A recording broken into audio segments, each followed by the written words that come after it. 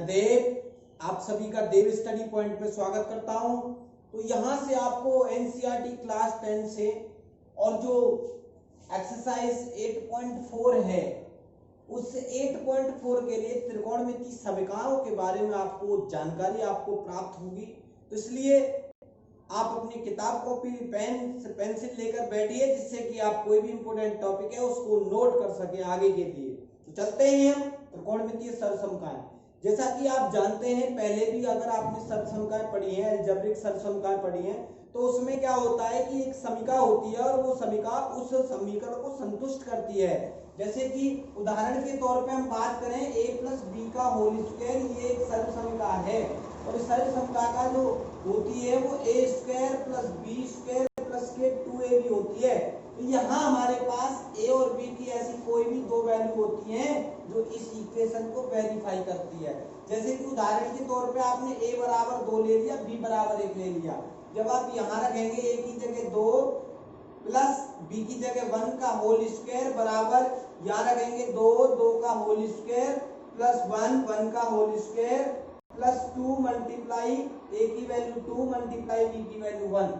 इस तरह से 2 और 1 3 होगा, 3 का होल स्क्वायर इक्वल टू 2 का होल स्क्वायर 4 प्लस 1 का होल स्क्वायर 1 प्लस 2 दूनी 4 एकम 4 एकम 4 हो जाएगा। 3 का होल स्क्वायर करेंगे 9 आएगा, 4 और 4 8 और 1 9 आएगा। इस तरह से सरलसमीकरण का मतलब यही होता है कि आपको कोई भी वेरिएबल दिया है, कोई भी चर राशि की कुछ आपको दी है, तो वो उस इक्वेशन को, उस सरलसमीकरण को उन वैल्यूओं पर उसको संतुष्ट करती है। तो इसी तरह से हम आज पढ़ेंगे त्रिकोणमितीय सरलसमीकरण। तो क्या होती है त्रिकोणमितीय सरलसमीकरण और कैसे ये आती है, वो सारी जानकारी आपको हम इस वीडियो में देने वाले हैं। तो इसलिए आप अच्छी तरह से ध्यान से समझें और सुनें। तो देखिए करते हैं त्रिकोणमितीय सरलसमीकरण। तो क्या करना है आपको त्रिकोणमितीय सरलसमीकरण में? सबसे पहले मैं आपको बता दूं त्रिकोणमितीय आपके 6 एंगल होते हैं, साइन, कॉस, टेन, कॉट, सेक, कोसेक। तो उन्हीं से इनकी सरलसमीकरणों का निर्माण होता है। जैसे पहले आपकी सरलसमीकरण होती है sine square theta plus cos square theta equal to 1 होता है। ये आपकी पहली सरलसमीकरण होती है। अब इसी सरलसमीकरण से अदर दो सरलसमीकरणों की रचना होती है। वो कैसे होती है? यदि आप साइन को यहीं रखते हैं तो sine square theta equal to और कॉस को इधर भेज देते हैं तो 1 माइनस का कॉस स्क्वायर थीटा, ये इससे ही एक नई सरलसमीकरण निकल के आ जाती है। इसके बाद अगर आप कॉस को यहीं रखना चाहते हैं तो कॉस स्क्वायर थीटा बराबर साइन को अब इधर भेज दो, पहले कॉस भेजा था, तो ये हो जाएगा 1 माइनस के साइन स्क्वायर थीटा। इस तरह से एक अगर आपको सरलसमीकरण याद होती है तो अदर दो उसके अपने आप ही हो जाएंगे। आगे बढ़ते हैं, हम अगली सरलसमीकरण को पढ़ते हैं 1 प्लस के tan square theta equal to sec square theta. ये अगली सरलसमीकरण है।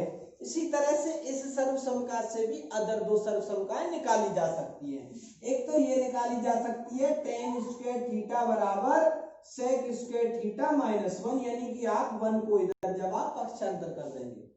और दूसरी सरलसमीकरण इसकी ऐसे निकाली जा सकती है कि अब आप टेन को इधर पक्षांतर कर देंगे तो सेक स्क्वायर थीटा तो अपने प्लेस पर ही बनी रहेगी, लेकिन जब आप टेन को इधर भेजेंगे तो ये माइनस का टेन स्क्वायर थीटा हो जाएगा और इक्वल टू 1 का 1 ही रहेगा।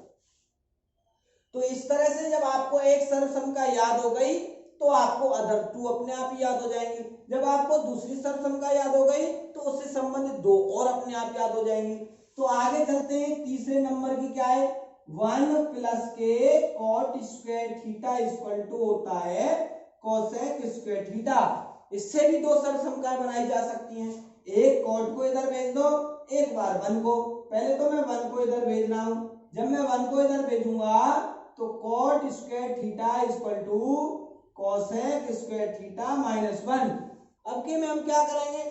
अब के में हम कॉट को इधर भेज देंगे तो cosec square minus cot square हो जाएगा। Cosec square theta minus cot square theta equal to 1।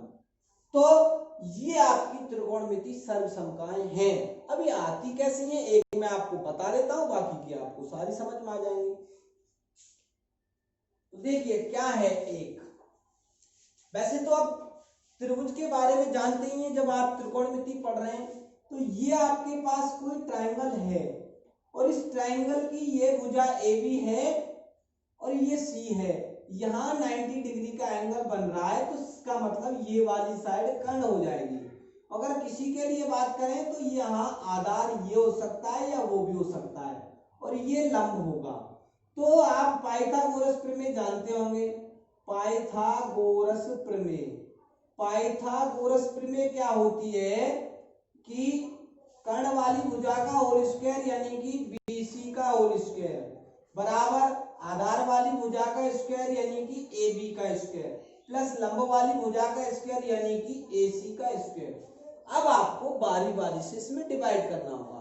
जैसे कि मैं बात करूं, सबसे पहले मैं BC का स्क्वायर से डिवाइड कर दूं, इस इक्वेशन में BC स्क्वायर से डिवाइड कर दो। किससे डिवाइड कर दो?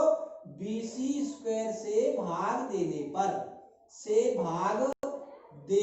पर जब BC स्क्वायर से आप भाग देंगे तो BC square upon BC square ये हो जाएगा प्लस इक्वल AB स्क्वायर ये है और इसके बटे में भी BC स्क्वायर, और AC स्क्वायर ये है इसके बटे में भी BC स्क्वायर।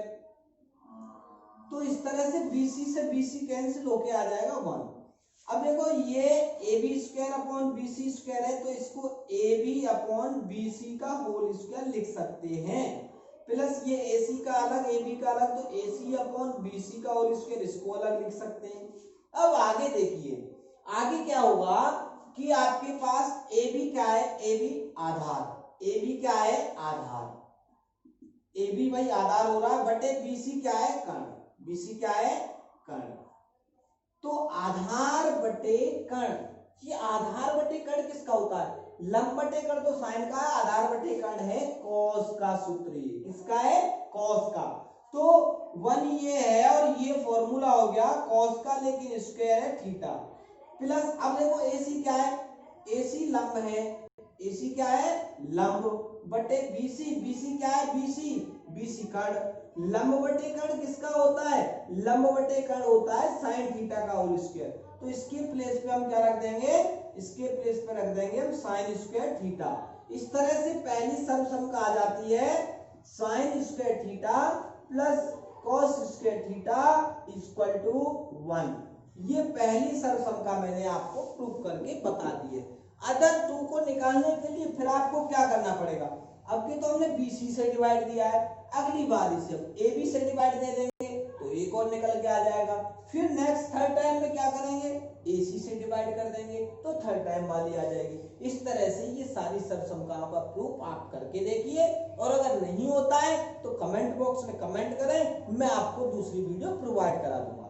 तो आपको ये सारी बातें पसंद आई हैं तो एक बार लाइक करें, कमेंट करें और वीडियो को शेयर करना बिल्कुल नहीं भूलें। धन्यवाद।